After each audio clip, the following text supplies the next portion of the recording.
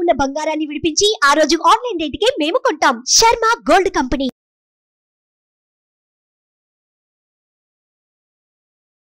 Hi, welcome to our channel. ఈరోజు మనతో పాటు ఉన్నారు జ్యోతిష్య వాస్తు పండితులు, జ్యోతిష్య వాస్తు శిక్షణ నిపుణులు బ్రహ్మశ్రీ నానాజీ పట్నాయక్ గారు. నమస్కారం గురువు గారు.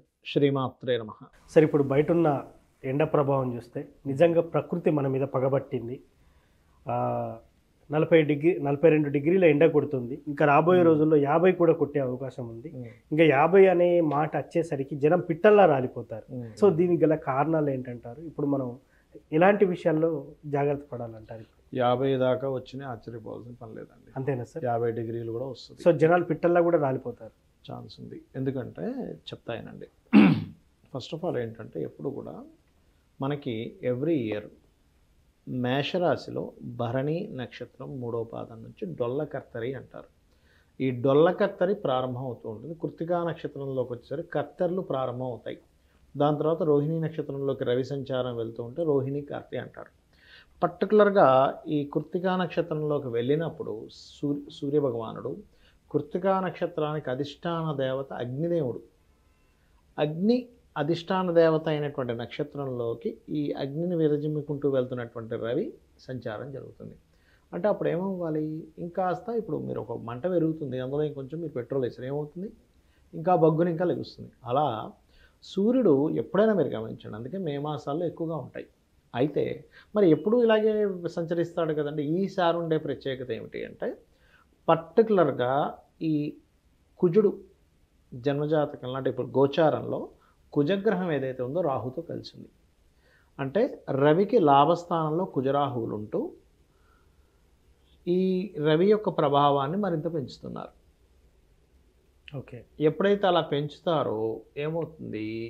మామూలుగా ఎండ పెరగడం కాకుండా ఎండ వల్ల వచ్చేటువంటి ఇబ్బందులు పెరుగుతాయి. మనం గతంలో ఒక నెల 2 నెలల క్రితం వచ్చేటువంటి నెక్స్ట్ రాబోయే సమ్మర్లో ఇబ్బంది ఉంటుందని కూడా మనం చెప్పుకున్నాం ఒక ఎపిసోడ్లో. కాకపోతే ఇప్పుడు ఇంకా మనకి దగ్గరలోకి వచ్చేసింది కాబట్టి ఇక్కడ వీళ్ళు చేయవలసింది ఏమిటి? ఈ కత్తెరలో అంటూ ఉంటారు. సహజంగా కృత్తికా నక్షత్రంలో సంచరించేటప్పుడు, రోహిణీ నక్షత్రంలో సంచరించేటప్పుడు ఏం చేస్తారంటే కొత్త పనులు ఏవి ప్రారంభించరు. ఎందుకు ప్రారంభించరు? పర్టికులర్గా గృహానికి సంబంధించిన మీరు గమనించండి, ఈ చెక్క ఉంటుంది చూసారా, ఎండాకాలం దాని యొక్క ఇది వంగిపోతుంటుంది ఒక్కోసారి. అవును సార్. అందుకని కొత్తవి ప్రారంభించారు. ఎందుకు? ఆ టైంలో వీళ్ళు ఒక రకంగా సెట్ చేశారు, అది వంగిపోయింది. ఏం లాభం? రోకళ్ళు కూడా బదలవుతాయంటారు. అంటే ఏంటి? వేడి అంత తీవ్రంగా ఉంటుంది. ఎవ్రీ ఇయర్ వేడి ఉండడం వేరు, కొన్నిసార్లు విపరీతమైన వేడి ఉంటుంది. ఎందుకు అంటే బికాజ్ ఆఫ్ వేడిని ఇచ్చేటువంటి గ్రహాలు 2 మనకి.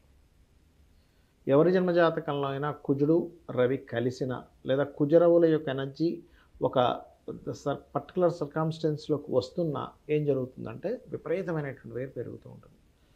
ఇందులో పర్టికులర్గా ఈ కుజుడు ఎవరైతే ఉన్నారో శని నక్షత్రాల్లో సంచరిస్తున్నాడు, రాహుతో కలిసి ఉన్నాడు. అంటే ఏమిటి? కర్మ కారక నక్షత్రాల్లో కుజుడు సంచరిస్తూ అది కూడా రవికి లాభస్థానంలో ఉంటూ, అంటే రవి అంటే ఎవరు? సూర్యభగవానుడు. సూర్యుడు ఎటువంటి విషయాల్లో అతను ప్రతాపాన్ని చూపించాలి అంటే విపరీతమైనటువంటి వేడి, అసలు ఏమీ లేకపోయినా బగ్గున మంట అంటుకుంటుంది.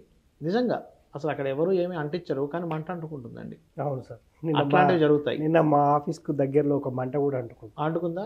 అట్లా అంటుకుంటుంది. కారణం ఏమిటి? బికాజ్ ఆఫ్ ఈ కృత్తికా నక్షత్రానికి దగ్గరలో డొల్లకత్తెలు ఉన్నప్పుడు, ఈ రవి మరింత ప్రభావం చూపిస్తున్నప్పుడు, ఈ కుజుడి యొక్క ప్రభావం ఇలా ఉన్నప్పుడు అసలు ఎటువంటి ఇది లేకుండానే మంటలు అంటుకోవడం కానీ, మనిషిలో ఉద్రేక ప్రభావాలు పెరిగిపోవడం కానీ ఇవన్నీ కూడా జరుగుతూ ఉంటాయి. మరి దీనికి ఏం చేయాలి అంటే ఉదయం నిద్రలేస్తూనే సూర్యభగవానుడు ఉదయిస్తూ ఉంటాడు. ఉదయిస్తున్నప్పుడు స్వామి నీ యొక్క ఎండ తాపాన్ని నేను తట్టుకోలేకపోతున్నాను ఒకసారి దండం పెట్టుకోవాలి సూర్యభగవానుడికి. అప్పుడు ఏమవుతుంది? అతని యొక్క అనుగ్రహం ఎప్పుడైతే ఉందో ఆటోమేటిక్గా మనకు ఆ ప్రభావం అనేటువంటిది పడదు. దాంతోపాటు సర్వసాధారణంగా మనం కొంచెం తీసుకునేటువంటి జాగ్రత్తలు, బయటికి వెళ్ళేటప్పుడు కాస్త గొడుగు పట్టుకొని వెళ్ళడము. ఎందుకంటే దీని ప్రభావం అంత తీవ్రంగా ఉంటుందండి. అమ్మో, చాలా ప్రభావం ఉంటుంది ఈసారి, ప్రతి సంవత్సరంలా కాదు. ఇవి చేస్తూ ఉండాలి. ఇంకొంతమందికి కృత్తికా నక్షత్రంలో రవిండగా పుడతారు కొంతమంది. అవును. అలాంటి వాళ్ళు మరింత జాగ్రత్త తీసుకోవాలి. అదే కాకుండా ఇప్పుడు శుక్రుడుని కంబస్ట్ చేసుకొని మనకి ఇవి కూడా మనకి శుక్ర మౌఢ్యం కూడా నడుస్తుంది దీంతోపాటు. అందులో పర్టికులర్గా 12 లగ్నాల వాళ్ళు కొన్ని జాగ్రత్తలు తీసుకోవాలి. అదేమిటంటే శుక్ర మౌఢ్యం నడుస్తున్నందుకు మేషం వారు వివాహము, ఫైనాన్స్ విషయంలోని వృషభం వారు అప్పులు ఇవ్వడం తీసుకునే విషయంలో లేదా స్త్రీలతో ఏదైనా గొడవలు అంటే ఈ పనులు చేయొద్దా సార్? ఈ పనుల్లో జాగ్రత్తగా ఉండాలి. శుక్రుడు వృషభ లగ్నం వారు కొంచెం అప్పులు ఇవ్వడం తీసుకునే విషయంలోని స్త్రీతో అనవసరమైన శత్రుత్వాలు జోలికి వెళ్ళకూడదు. మిథునం వారు సంతానం వారు షేర్ మార్కెట్ విషయంలో, కర్కాటకం వారు గృహ నిర్మాణం లేదా ప్రాపర్టీస్ కొనుక్కునే విషయంలో, సింహం వారు జాబ్ రిలేటెడ్ సంబంధించిన విషయంలో వీళ్ళు చేసే జాబ్లోనే స్త్రీతో ఏదైనా గొడవ రావచ్చు, లేకపోతే అధికారులతో గొడవలు రావచ్చు సింహం వారికి. అదేవిధంగా కన్య వారు కొంచెం తండ్రి యొక్క ధన సంబంధించిన విషయంలో, తండ్రి యొక్క ధనాన్ని ఇంకొకరికైనా ఇవ్వడం ఇట్లాంటి విషయంలో, లేదా బ్యాంక్ ట్రాన్సాక్షన్స్ విషయంలో. తులారాశి వారు కనుక చూసుకున్నట్లయితే వాహనాల మీద వెళ్ళేటప్పుడు జాగ్రత్తగా ఉండాలి. బికాజ్ ఆఫ్ ఈ కృత్తికా నక్షత్రంలో ఉంటూ ఒక పక్కన మీకు ఈ శుక్రమౌర్జం కూడా నడుస్తున్నందుకు ఇది కాంబినేషన్ అంటారు దీన్ని, అందుకని ఈ పర్టికులర్ విషయాలు జాగ్రత్తగా ఉండాలి. వృశ్చికం వారు కొంచెం జీవిత భాగస్వామితో పార్ట్నర్స్తో కలిసి ఇన్వెస్ట్మెంట్ చేసే విషయాల్లో జాగ్రత్తగా ఉండాలి.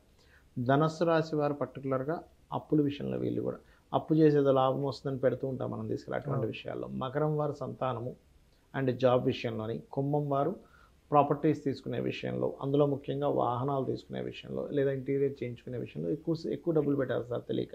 మీన రాశి వారు తోబుట్టువుల్లో ముఖ్యంగా చెల్లెలు ఈ వరుస వాళ్ళతో ఉండేటువంటి దాంట్లో చిన్న చిన్న మిస్కమ్యూనికేషన్స్ అవుతూ ఉంటాయి. ఈ విషయాల్లో జాగ్రత్తగా ఉండాలి సార్. ఇదే కాకుండా కొంతమంది నార్మల్గా కొంతమంది ఉంటుంటారు, వాళ్ళకి లగ్నాలు రాశి ఫలితాలు సరిగ్గా పట్టించుకోరు, వీళ్ళు ఎలాంటి జాగ్రత్తలు తీసుకోవాలంటారు? ఒకటేనండి, అందరికీ యూనివర్సల్గా ఒకటి పనిచేస్తూ ఉంటుంది. ఏమిటది అంటే న్యాచురల్ సెకండ్ హౌస్ పనిచేస్తూ ఉంటుంది. ఎందుకు? కృత్తికా నక్షత్రం న్యాచురల్ సెకండ్ హౌస్లో సన్ సంచారము, న్యాచురల్ సెకండ్ హౌస్లో ఈ యొక్క శుక్రుడు కంబస్ట్ అనేటువంటిది, గురువు కూడా కొంచెం దగ్గరలో తిరగడం. అందుకని అందరూ కూడా తీసుకోవాల్సిన జాగ్రత్త ఏమిటంటే కుటుంబ సభ్యులలో స్త్రీమూర్తితో తెలియకుండానే ఒక చిన్న ఎఫెక్ట్ చూపించడం, ఫైనాన్స్ విషయాలు జాగ్రత్తగా ఉండాలి. ఓకే, అది కాకుండా వీటితో పాటు కొంచెం వీలైతే కనుక సూర్య భగవానుడికి అందరూ కూడా తీపి పదార్థాన్ని ఆదివారం నాడు సగ్గుబియ్యంతో చేసినటువంటి పదార్థాన్ని ఆదివారం నాడు నైవేద్యంగా కనుక తీపి పదార్థాన్ని పెట్టినట్లయితే దాని యొక్క ప్రభావం వీరి మీద తక్కువగా పడుతుంది. ఓకే, ఇది మెయిన్గా చూసుకోవాలి. సో ఫైనల్గానైతే 50 డిగ్రీల ఎండ కొట్టబోతుంది, కొట్టినా కూడా 50 డిగ్రీలు దాటినా ఆశ్చర్యపోవాల్సిన పని లేదు.